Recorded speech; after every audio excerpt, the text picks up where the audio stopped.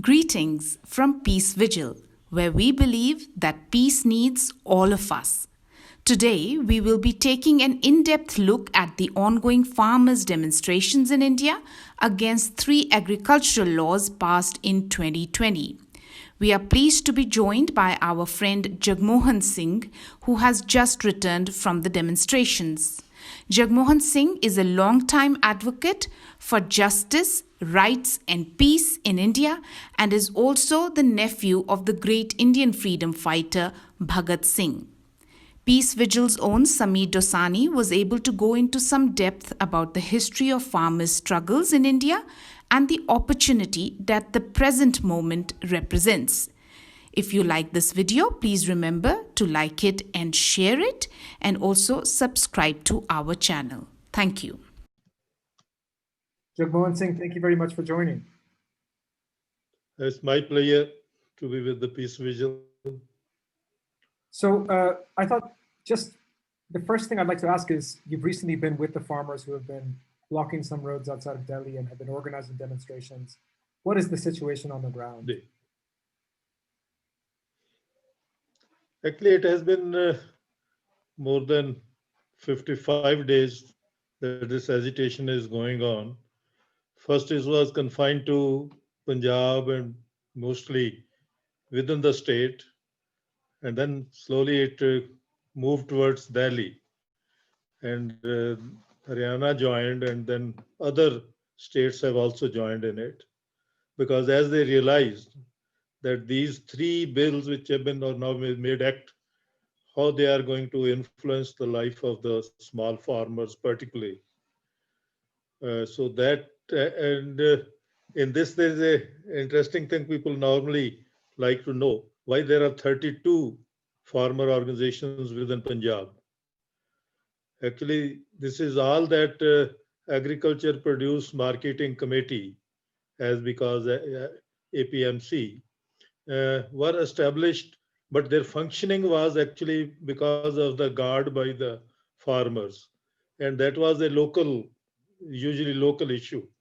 They have been working together when it is a state issue, when they have to take up the issue with the Punjab state, then 19 of them will join together, 17 will join, and then joint actions will be taken. But they have to fight and keep that system working. And that is which is not realized, that this is not just work because it was on the paper, it was suggested by somebody. It was guarded by the farmers. Constantly they were struggling for it and keeping it, that the government keeps its commitment of procuring at the minimum that price, whichever MSP. that support price is, MSP, they put it. So that is how this whole has grown, and that is why their strength is because they have grown out the ground level, and many struggles they have given, even at some issues like when UAPA was imposed on these all intellectuals. At that time, we had a very big demonstration in Chandigarh. So all the farmers, they joined on that issue together. So that's one thing to be understood. The So I second think is for that our international listeners, let's just go a little bit in detail on that one before we go to the next part. So just to explain, because the situation in India is not like the situation in many other countries. So in India, you have, if I'm understanding correctly, you have the government guaranteeing a certain price to farmers. Is that correct? yes. And actually, it was a part of that Green Revolution when which was brought. I was just finding, because my attention got drawn to that why we had that PL 480 in 60s. Then actually Green Revolution was important. There was the Ford Foundation report. They actually sent a lot of people here, and this is how they suggested that we must have a good marketing system, and that is what the Agriculture Produce Marketing Committee virtually came, and it was generating revenue also. So they said that whatever rural production is, out of that some revenue should be generated as a marketing fee, and that marketing fee was being paid by the purchaser. If the state is purchaser, it will transfer some money, and that was used for the development of infrastructure in the rural area, like rural roads, even compensations to some of the suicide victims or workers, and that type of. Yeah. So state had a almost unburdened itself. And I remember that in agriculture university, there was no pension for the teachers and for the employees. So when I raised that issue, they said that all other universities have. Why don't? And then they said, oh, yes, you have been so much contribution to the economy of Punjab. So some part of that could be brought back to in the reserve to give pension to the employees of the Punjab Agriculture University.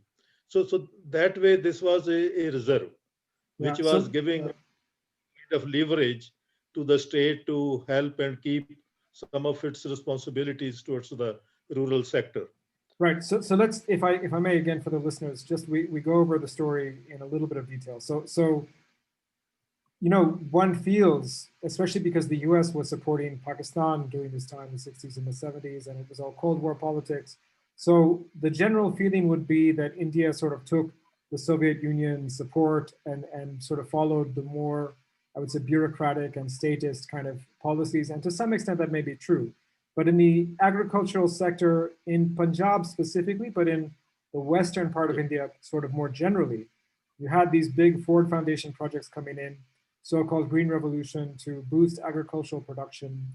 One part of that was when you boost agricultural production, you have a problem because, you know, just with simple laws of supply and demand, the farmer may be producing more wheat or more rice or whatever it is, but the prices will come down, so they will get less for it. So the answer that the government said was, we will give you some sort of minimum support price, MSP. And that actually made the government the main buyer of grain, main sort of wholesale buyer of grain. And then the government would sell to retailers. So the government is playing this kind of big role. That is the system. Now, the system has been under pressure since the 1980s, but that is still the pressure that is more or less intact today, and that the farmers don't necessarily want to keep it exactly as it is, but they don't want it to go even worse than it is, right? Yeah, even in suggesting that minimum sale price should be given, because that was giving incentive for particular type of produce to be done. And I remember that in 2005, when WTO's 10 years completed, because in 1995 they had a kind of agreement on agriculture, which states that you have to import 5% of your consumption. It was 3% in 2000, and it was increased. And now 10 years have happened, as if in that time a lot of things have go. So at that time, Manmohan Singh government also introduced that private purchase can also be had, but not less than the MSP. And a very interesting thing is that when Manmohan Singh met Bush, so this was imposed on it, that you are not keeping that agreement, because the major exporter of this wheat is America, Canada, Australia. So that group, so they created a demand which virtually changed the whole cost structure.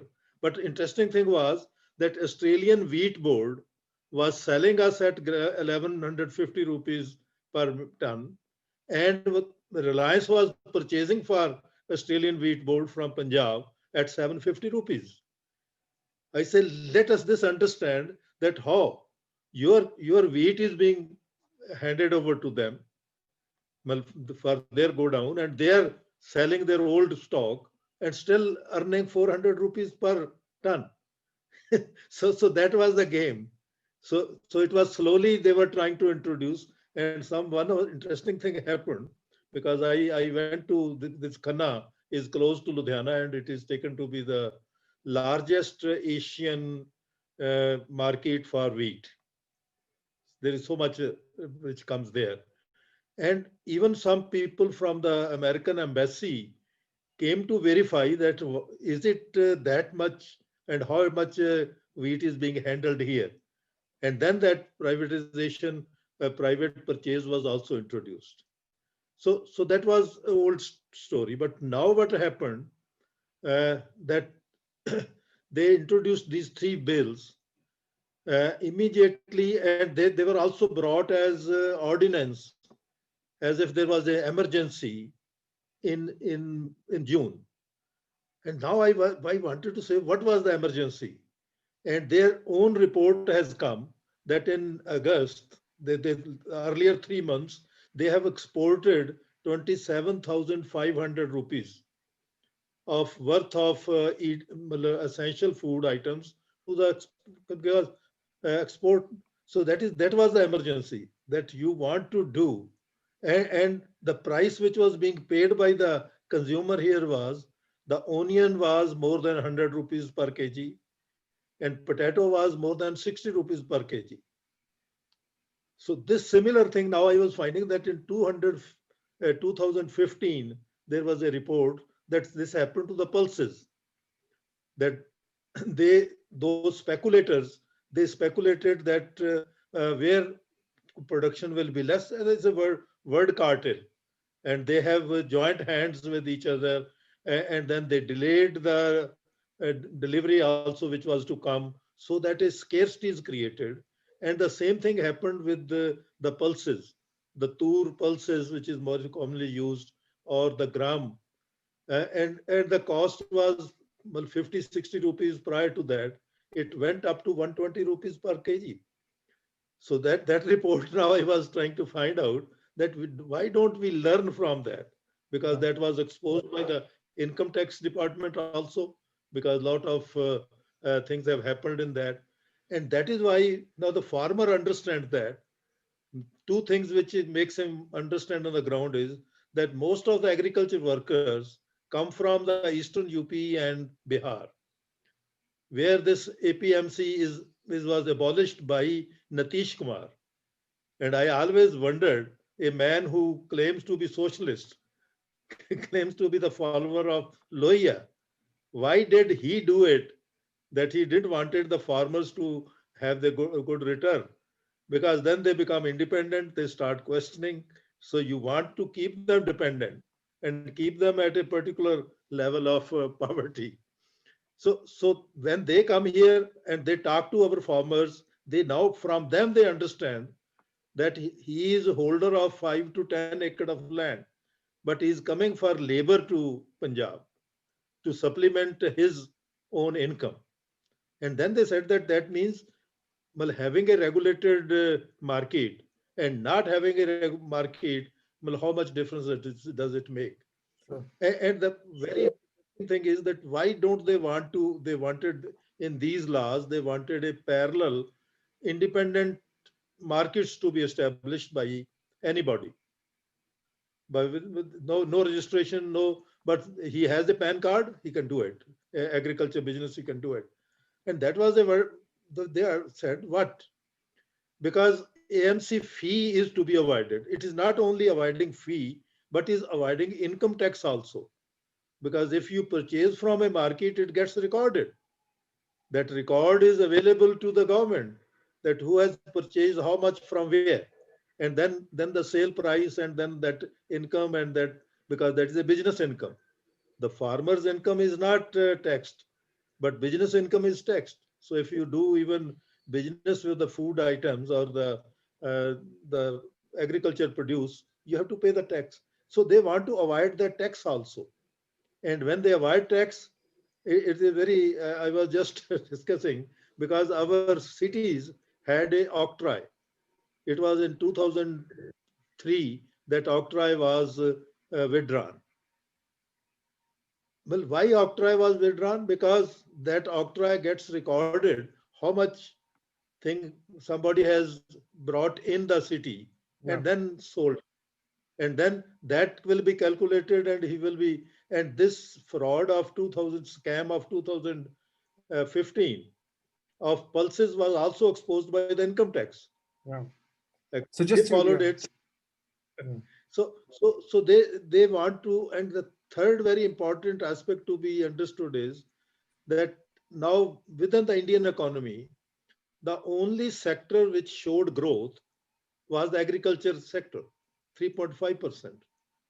So virtually it is a kind of government gift to the others who are losing in other sectors to make money out of this sector. Yeah. And then this is so unprofessionally drafted acts like The actual context of the actual content of the law looks like it's been poorly drafted. Is what you're saying. there is no a kind of relief to the farmer out of that. Well, he can only go up to the magistrate. It is not an executive question. Well, even contract execution is a civil court issue. So they have just diluted it. But at the same time, there is a reverse of it is that when you have gone into a contract, all their advice is to be carried out meticulously. Yeah. You have to buy their seeds, you have to buy the inputs at whatever rate they are giving it, because you have no bargaining power with that. And that virtually means, and then the clause is that this loan which has been imposed on you through contract will be recoverable by the land law, and which means by acquiring it from on the cost of your land. And that is what farmer has understood, those insights. And that awareness has gone much larger. And as I say, this is not the question of agriculture practices or farmers. It is a question of bread, because from producer to the plate of the consumer, everybody is being cheated by these laws, and which is being understood by the urban people also now. And so and the very beautiful thing of this is that it has been so disciplined movement that it has virtually dispowered the government propaganda. Yes. All kind of propaganda, they start one day, the other day it flops. Yeah. So let's just take a step back, please. So let's look at the system. So the system we are describing is in some ways not a very good system. This is the system that evolved in the 1960s and 70s that you're discussing. So we said there's green revolution, there's reliance on chemical fertilizers and pesticides, increase in production, although it destroys the quality of the soil a little bit. There are environmental concerns. More importantly, there is also a concern with debt, because farmers have to pay for the inputs, especially they have to pay for the fertilizer, because the soil is dead at the end of the season, because that's just how the chemical agriculture works. So the farmer has to pay for that fertilizer, a lot of fertilizer. And if they have a good crop, then maybe they will be able to repay their debts. But most times, in many cases, especially with small farmers, in Punjab and elsewhere, you do not make enough at the end of the season to repay your debts. And therefore, every year the debt is going more and more and more and more and more, right? So this is a system that, in fact, farmers in Punjab have been in the lead of calling for reform, meaningful reform, real reform, for many years. And I would say that what is being done now, and it's not only BJP, other governments have tried to do similar things or have started the process of doing similar things.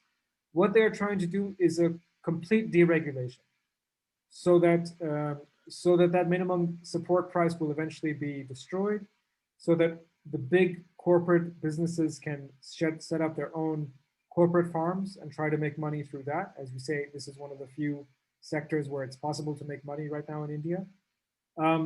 Is that correct? So is this really more about privatization than reform? No, that is actually, it is a corporatization of the reform, not the farmer's interest is being watched. As you rightly said, it is a corporate interest which is being watched. And there is a very interesting study by the London School of Economics of Kenya. In 2004, the same laws were introduced there for agribusiness, corporatization of the agribusiness. And within 4 years, there was a fall of the income of the farmers, and they have to sell their things to keep themselves up. So then they were withdrawn.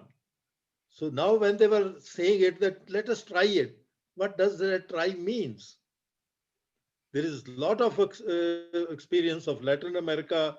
It happened in Brazil. It happened everywhere.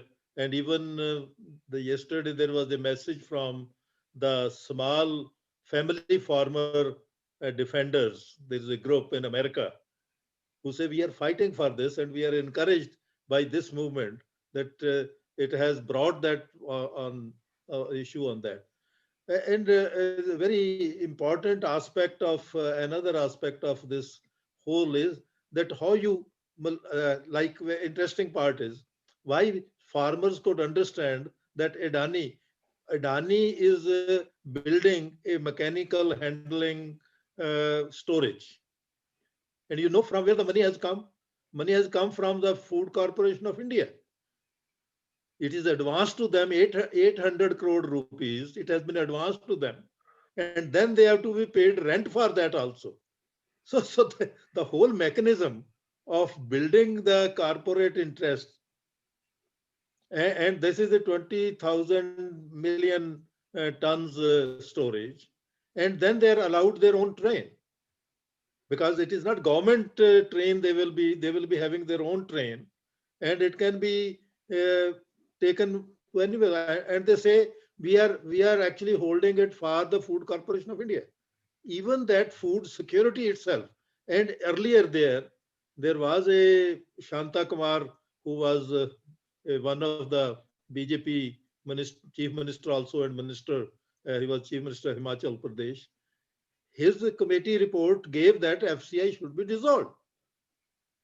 So the all narration which is being made is anti-farmer, anti-consumer, because we have such a large number of people.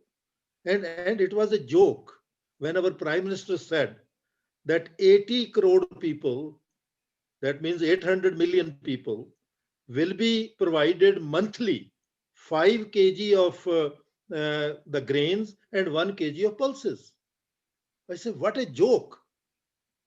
What do you expect? They don't have, and then they have been impoverished by detaining them for 2 months without reason.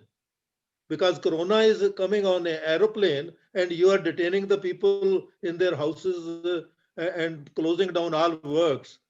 Then that is when they lost all their saving. They have to walk hundreds of miles to go back to the village, because there they feel safe. At least something to eat can be shared there. And that sharing of the food is one very interesting thing which is happening at this border areas where they are camping. Yeah, maybe we can talk about that, the langar system. What are the details of that? No, because that has been the culture, as we were discussing about Jallianwala Bagh also. The only thing which disturbs the government is this common kitchen, because that levels out all your caste system, your religion. You sit together. That collectiveness which comes of eating together is a unique thing that itself is spirit which keeps it. The third very important aspect of this movement is the women are participating in a very large number. And that awareness also has come from Punjab. Because of this debt, as you are saying. Why debt? Because minimum support price is just the cost which he has spent on it. It is not return him the labor. It doesn't give him the rent of his land. So and once it is not there, one crop fails in MSP, he goes into debt. And I always say that next crop is not going to be double. Though this government, BJP government, started in 2017, and the name of that project was Double Farmer Income. And there are 17 volumes of work which has been done how not to do double income for the farmers, how to cheat them, and then double the income of the corporate. So this is basically corporatization, which farmers have really understood. And the woman, because she bears the whole burden of the family. And now they also understand that demonetization was taking away the savings of the woman, because our family savings were with the woman. She was always saving something and keeping it for all kind of social duties or any kind of emergencies. And that is why in 2008, when the whole capitalist world was shaken by the economic crisis, India was stable. And yesterday I was reading the economic survey. After that, there is NA. The saving, it was a very important aspect. It was almost 20 to 30% saving, which was there. And after demonetization, saving is zero. So I don't know black money came or not, but definitely saving. And that is which has made the woman realize that she is being cheated, and she's become vocal on that also, because we have been discussing it, and they have been able to correlate their experience with something Yeah. like this food prices going so high was also people were able to correlate it. That is why number of peoples in the urban area also started understanding that this is not only because once you corporatize the food Yeah. sector itself, then you will be cheat. Well, virtually the crisis is for both the consumer as well as the producer, and Yeah. even it will upset the budget of the middle class also. Yeah. On the consumer side, I think there's a problem because, you know, because of the class, the caste and class structure in India, there are very, very few people, like let's say maybe 15, 20% of the Indian population, who can and sort of do pay something closer to like international rates for food. They go to, it's because of where they live and the kind of markets they go to. These sort of grocery supermarkets have come up in Gurgaon and in this place, Noida, these sort of more fancy kind of suburbs of Delhi and parts of Delhi itself, and urban centers in general. The price of food is much higher. So, I think that the corporates see that and they think, well, if they can make everyone pay that much higher rates, but of course, in India, no one, I mean, 60, 70% of the population will actually have, they're already having food insecurity issues. So if you raise the price that much, I mean, people are going to starve. No, there is a lot of like in the same period, there has been come that all labor laws have been dis discarded with and brought with the three codes. And what that code is, the number one is that your minimum floor wage will be 178 rupees, which is just $5 per month. It is not per day. Whereas in America, they are demanding $15 per hour. Here it will be per month. And then there is another kind of narration which is being built is that people have to be taken out of the villages because villages are too much population, whereas we have 50 to 60% dependency. But where is the city to absorb that? I was just reading another very interesting report that the Bill Gates is more encouraging of digitalization of the agriculture. Because in Vietnam, the Japanese of this one of the Japanese company has established a vertical type of production, food production for particularly, and that is controlled by their through cloud by Japanese in Japan.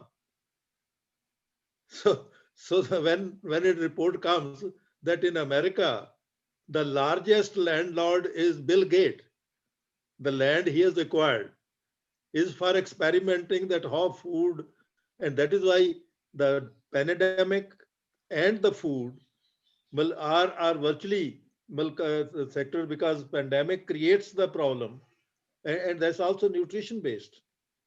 So well, they are trying to serve the smallest sector, but at the cost of the largest. But India's problem is with the number of people here.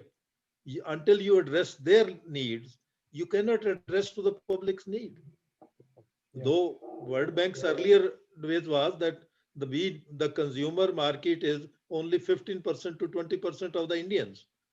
So they have been earlier also that there are 35% whose earning is less than $1. So they are useless for the market. They cannot come in the market.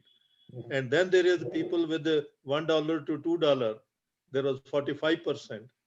And combined together, when one of our political economists gave a report that 85% of the people are having less than 20 rupees a day income. And that you are right that they only were trying to serve that even 15% consumer number is equal to American market number. So they were only looking for that. So that is where the shift, basically underlying shift is. But at the same time, if the food is production is destroyed, or particularly the grain destruction, because once this incentive goes and the type of policy is being followed, because the third law on which people were reacting is that within this very period, they have diluted the environment impact report to be produced. If somebody has to take up some activity, you don't need to have it environment assessment report. That was dispensed with by a ordinance. But on the other side, they imposed that the farmer, if he is burning the straw, he will be punished for 1 crore rupees of a fine. What type of balance it is? So that is only by scaring. You want people to be pushed out of the agriculture, and pushing out of the agriculture is creating, and there is a warning by the FAO that world is almost moving towards a famine, because the overall food production, well, the distribution itself is a problem. Like here, FCI, they are wanting, we have much of the storage is much more, but where is distribution? If you don't distribute, the storage will always remain filled up. You don't move it, and that is why it is there. And for moving, and I remember in one of the talk, this president of the BJP, Nadda, was on the other side of the air, and he was trying to impress me that we have given 7 crore women the gas cylinder for their kitchen. I said, doesn't impress me. It is only expanding the market of the gas cylinders that you have brought so many consumers. But where is the purchasing power of that woman to whom you have gifted the cylinder?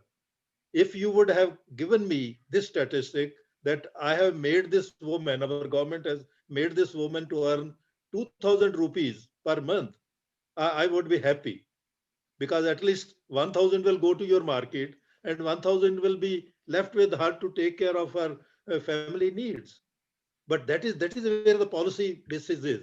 You are not worried about the strengthening, and that is why I say the Bihar, virtually where they are a common government, and both BJP and Nitish government, they didn't allow the agriculture to grow there.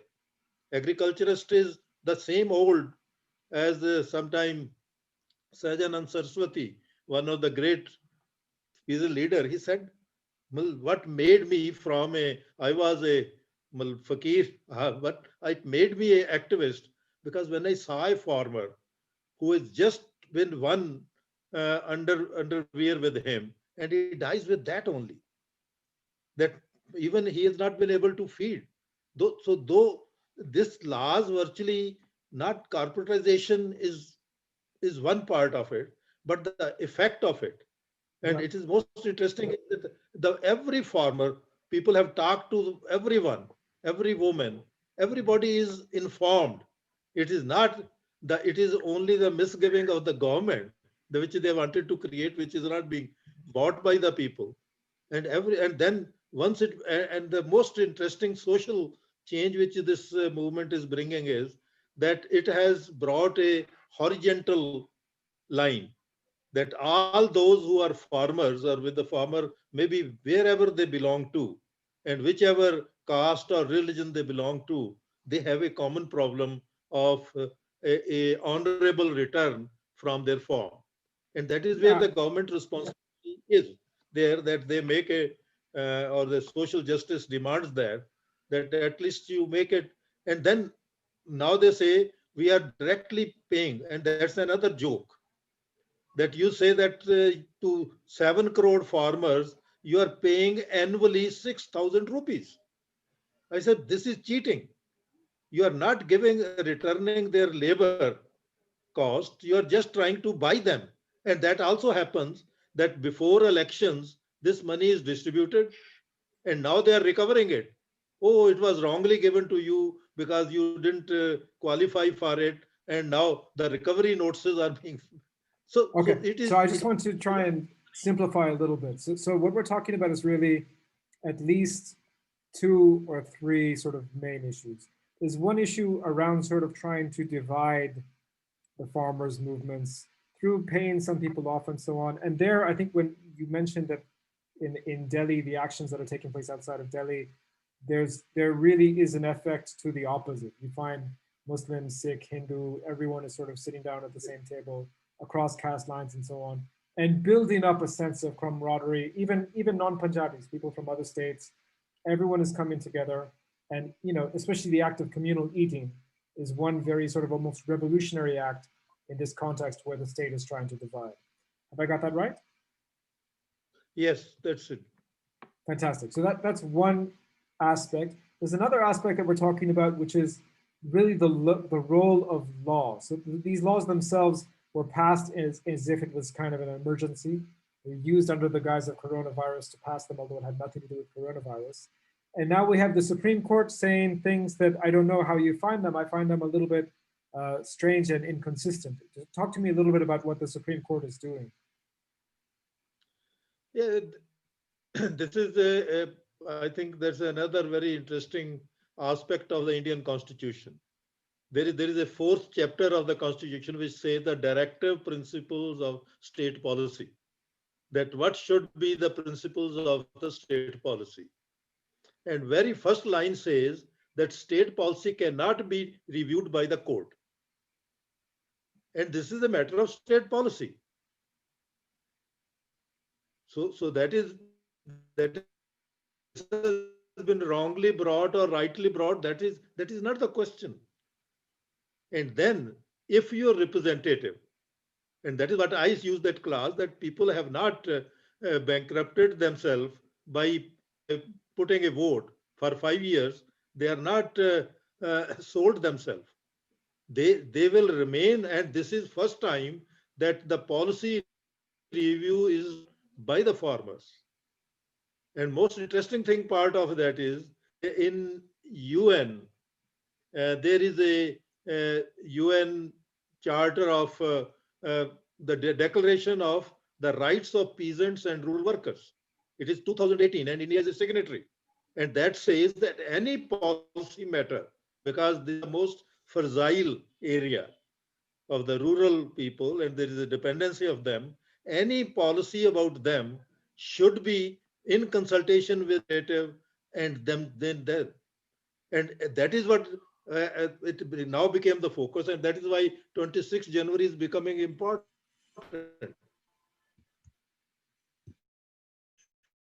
Or just man ki maaj hai, that you feel it like that, or you are being fed by that at central level, and you say, well, it is good for you. And there's a very interesting joke. The farmers took the dung of cow dung and placed at the door of a BJP minister. He said, I don't need it. He said, no, this is a gold. As you people have been saying that cow dung is gold. You say, I don't need it. Then they say, if you don't need it and we have brought something which you're saying, so then when we don't need it, why you have brought these laws to us? There is an interesting way, the logical thing. So my question is that this is where the Supreme Court virtually fumbled. The very first day they say you are not trying to solve it. The next day I say that the first day they were the lion and the next they were mouse. Said okay, but you or who suggested these members of that committee? From the government. You have never consulted anybody else. And whereas actually there are two things which are as important at this point. One is the loss of the faith in the government, the process of the government and policy making of the government. And that is what Republic is. And the second is that in this course, Supreme Court also is at the verge of losing its people's faith in it. And that is why the second time now they have taken little precaution, because farmers said we have equal right of having a tractor parade on 26th January because there's a Republic Day. So we will reclaim the Republic. On one side, our army people will be doing it. On the other side, we will be doing it. And then Supreme Court rightly said that this is not the question. Or they said that if you do it, it will be easier for us. That is the normal logic, that you use the court to do administration, and that has been one of the very fact of that government will not do itself, will go to the court with some question and get a court order. Yeah. Like any interesting thing which maybe that there was that Dalit word, they don't want to be used by the Dalits. Somebody made an order because this is not a constitutional word. Constitutional word is scheduled caste. So Dalit word is not to be used. That order was on the file. It was never declared. Then somebody goes from the RSS to the court and High Court, says they have an order and they are not obeying their order. And now judge will say, okay, wait. I say, why they don't want Dalit word to be used? Because Dalit, again, is a class character. As Dr. Ambedkar said, it is depressed classes. But scheduled caste is still caste. You have a division within the caste, and within that scheduled caste, you can make people fight within themselves. So this is a linguistic type of attack also which takes place. For sure. So tell me a little bit about this.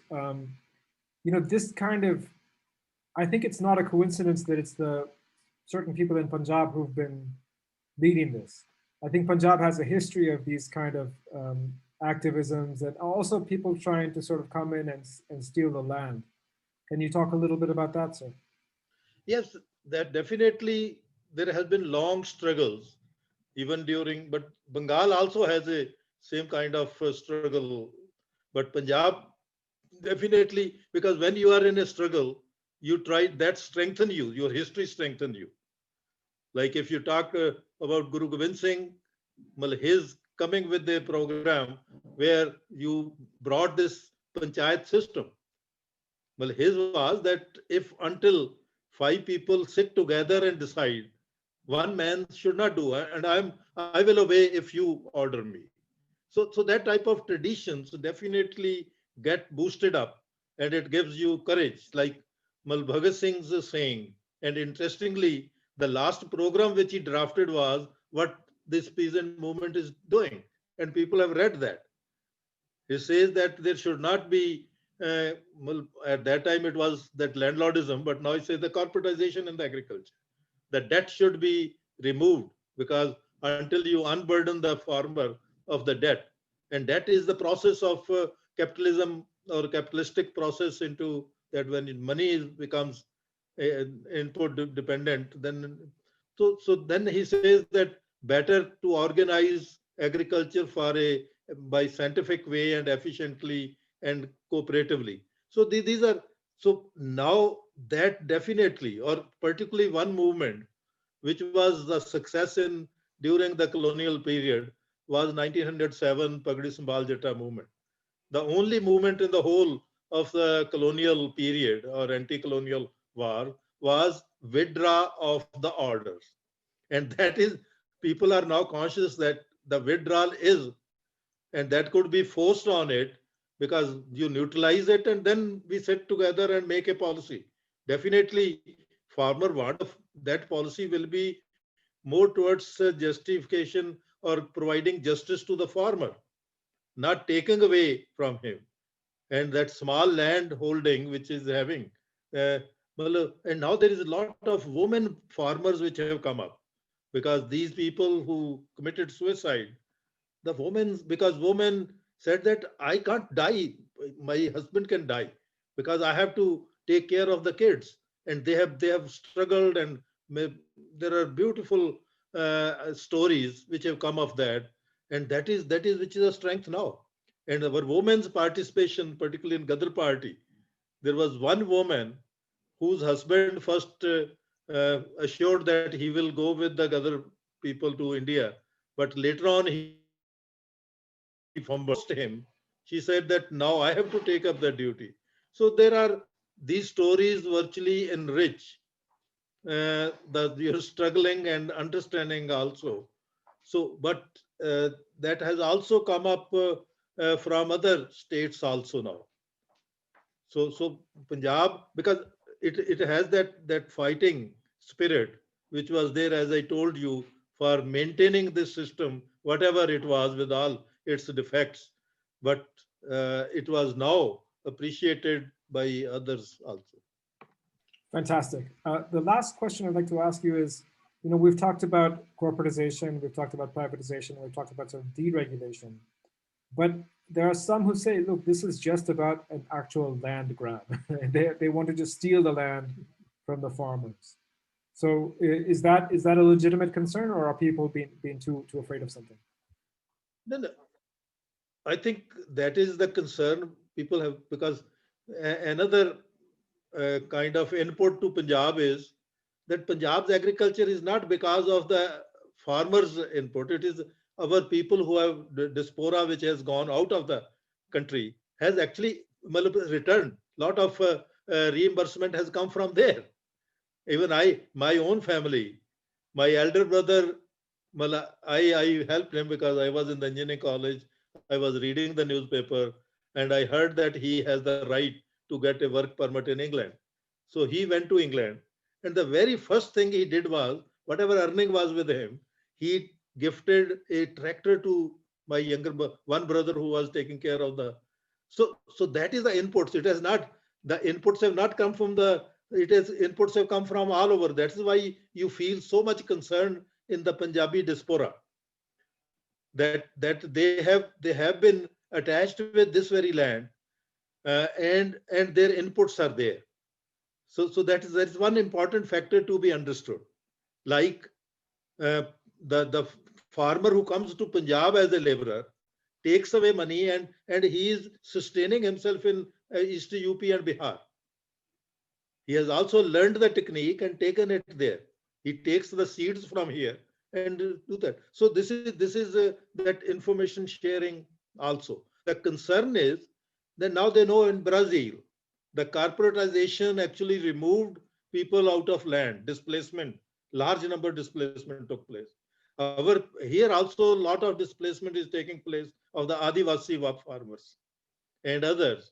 Suicide is one, which is epidemic. Virtually is another epidemic, that you become so frustrated that you don't understand why I am in this.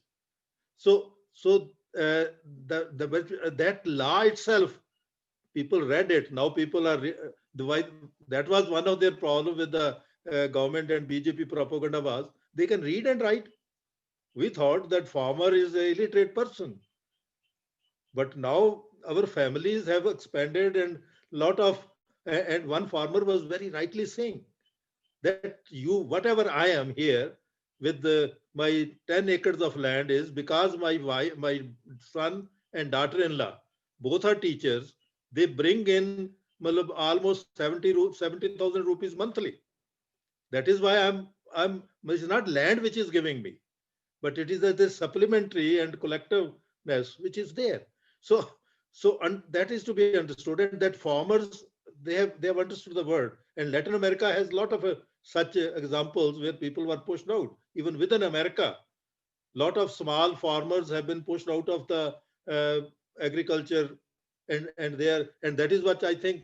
Well, partially the Trump phenomena was also generated out of that, because that's the whole agriculture area where maybe we can examine that. But in Punjab, that law itself when says that whatever I am giving you as debt, your inputs, but they are recoverable by a law of civil law in which your land can be acquired. So it is not just fear, it is the reality which will happen. So the reality is that people already have debts. Almost everyone has some level of debt. And Yeah. when the economic situation gets worse, when the system gets worse, when it becomes clear that the debt is only going to go up, it's not going to go down. People will en masse look to sell their land. And then these corporates, you mentioned Adani, maybe Reliance, maybe some of these other ones, will buy the land for a fraction of what it was worth before. Yeah. Because now people are very desperate to sell, and again, supply and demand. Even people will just sell the land as cheap as they can. Even if they give little more price, I say that also is a cheating, because you're taking away a tool of production from the farmer, and you're handing over money, and money will flow back to them. Where would he take money? And that's another interesting thing happening. The whole banking system is being made so insecure that a pensioner like me, I don't know where to keep the money. It was started along with that if you make fixed deposit, 20% tax will be deducted.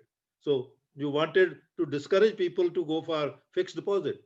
They don't want deposit. They want only loot from you. Now they pay you 4% interest.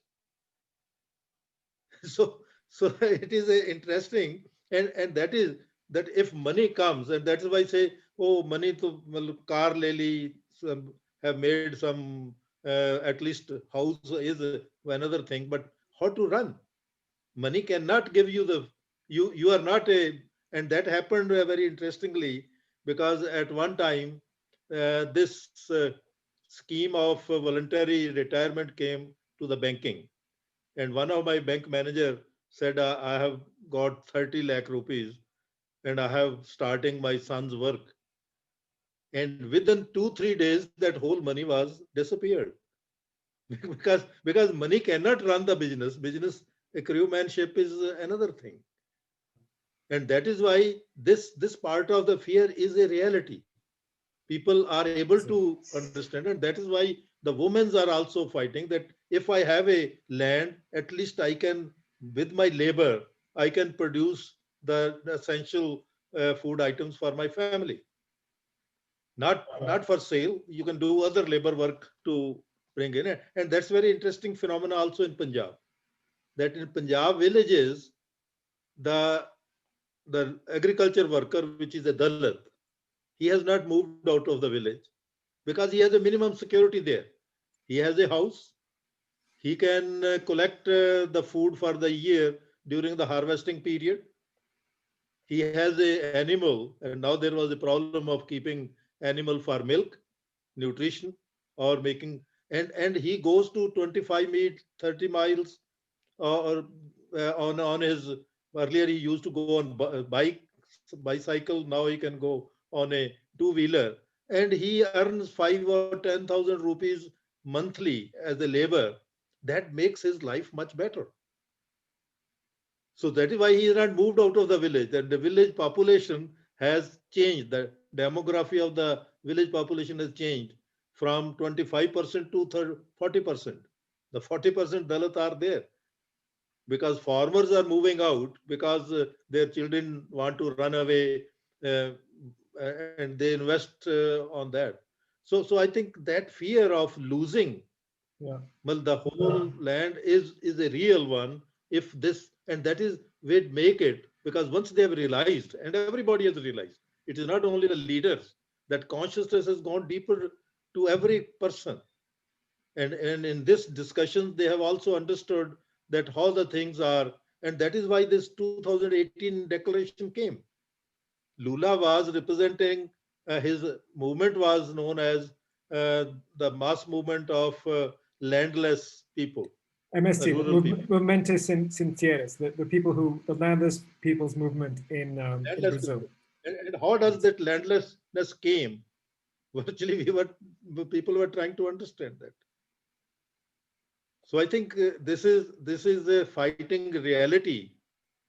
The people consciously on it, and that is why they are so steadfast that it doesn't matter. We are farmers. We can wait. We sow the seed and go on doing some sacrifice for that and wait for 6 months for the crop to come. So that is one of the logic. The government wanted that they can be dissipated, and that is why, and Bhagat Singh also said that the mass movements have to be non-violent. The vanguard works at some other place. The vanguard is the argument which are there, and the collectiveness which has come, and there are 500 peasant unions which are now together in Delhi. And I was only proposing that they must have a parallel parliament which should meet together and discuss, and they should join at the international level with the La Cospino, that small farmers organization. The Via Campesina, I think you're referring to, the small farmers around the world, yeah? Yeah. So, yeah, well, that's a fantastic idea. So just to... No, that has to be, because once they move out, don't scatter. Because your interest will not be, whatever you gain is okay. But still they will be trying to cheat you by other ways. But if you say that we have now established and that's on tomorrow, day after tomorrow, we are having a farmers Sansad, Kisan Sansad, an attempt that let people come and discuss there as a common, and it's an open physical, because mostly we have been merely meeting, and this will be a physical meeting there in Delhi. Fantastic. Fantastic. It sounds amazing, Jagmohan Singh. Thank you so much for your work and for letting us know about the situation on the ground. We will definitely be in touch, and hopefully we'll do another webinar in February. Thank you so much, sir. Thank you very much, and very much interest that we have discussed this threadbare. Thank you.